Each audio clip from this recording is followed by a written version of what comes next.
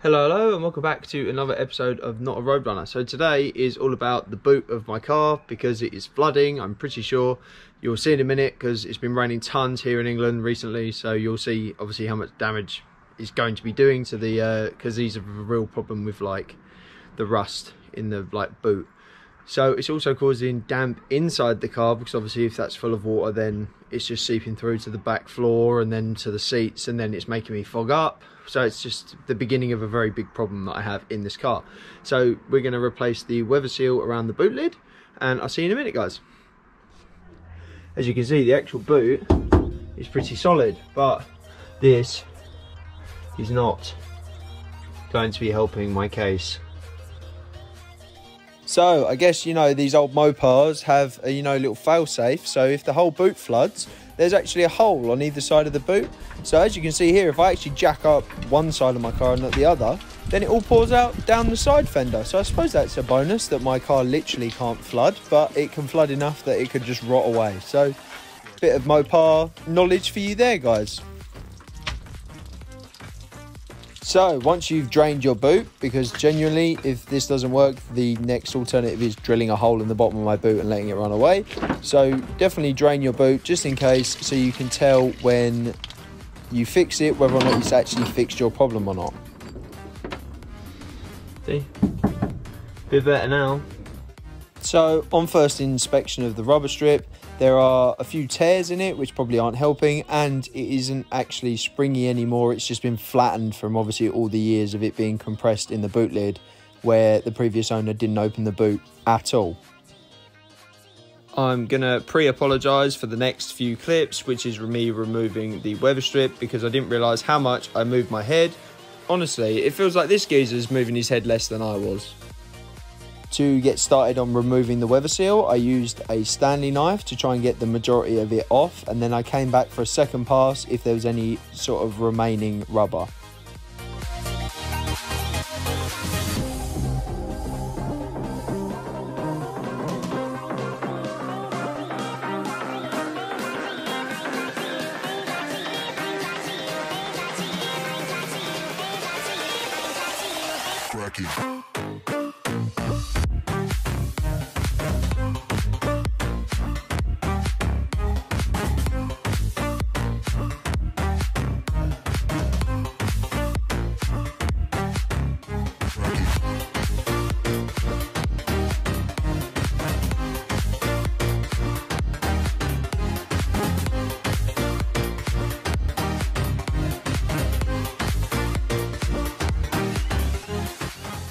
After pulling off all the old weather seal, you should definitely hit it with a degreaser just so you can get the remaining weather seal off. I've heard lighter fluid also works really well, but I haven't actually tried it myself.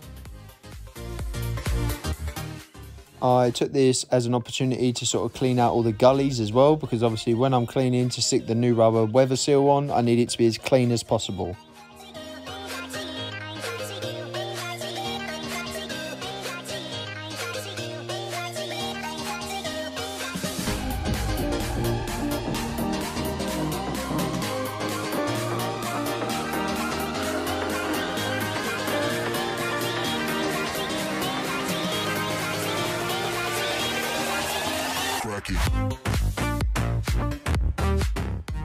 First thing that you want to do is sort out where your joins are going to be. Obviously I want my joins to be at the bottom of the boot. This becomes completely redundant later on, but the planning and prep was there to start with. Okay guys, spoiler alert, it took a bit of bodging to get this Amazon weather seal to actually stick, because the 3M quotation marks didn't actually stick very well. It didn't help that it was quite wet and quite cold, so the stickiness was obviously fading as it was, but we did bodge it in and fingers crossed it's going to come out all right.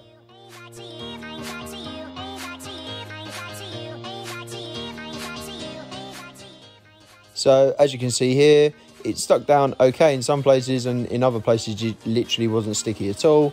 So in the next clip you're going to see how we fixed it.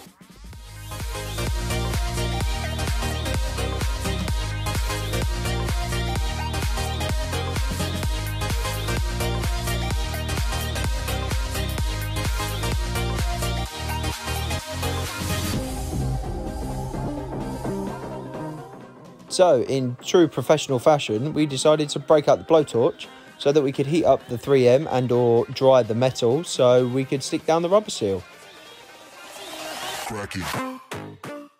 After perfecting our technique, it actually went together pretty quickly. So I guess we learnt our lesson. If you buy cheap, you get cheap. However, we did manage to make it work and it does seal off, so that is always a bonus. In the small places that the heating up didn't work, what I used was a sealant.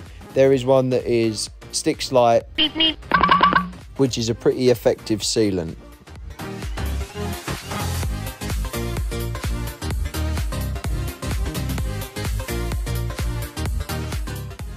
After the absolute tragedy that it was, I think it actually came out really well, and the biggest difference that I could tell was when I went to shut the boot, it actually like sprung back up, whereas it never used to do that. Now it actually takes some force to compress down that weather seal.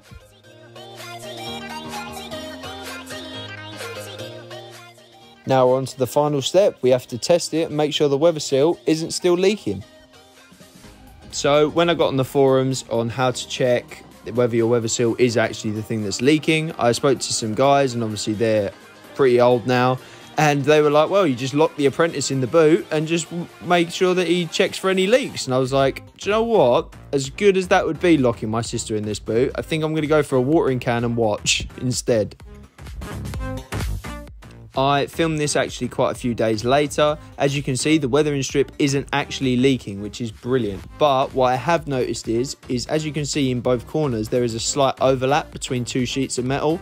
And I think where that started to rust, that's where it's leaking from. I did tap it with some sealant, hoping that that would cure it.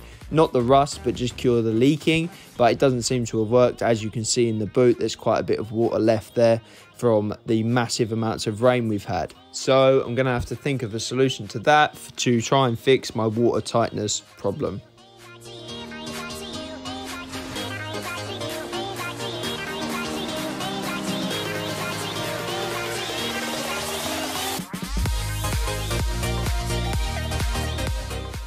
When I pour the water directly on this corner, you can see it starting to come through, not actually from the weathering seal, but from the metal itself.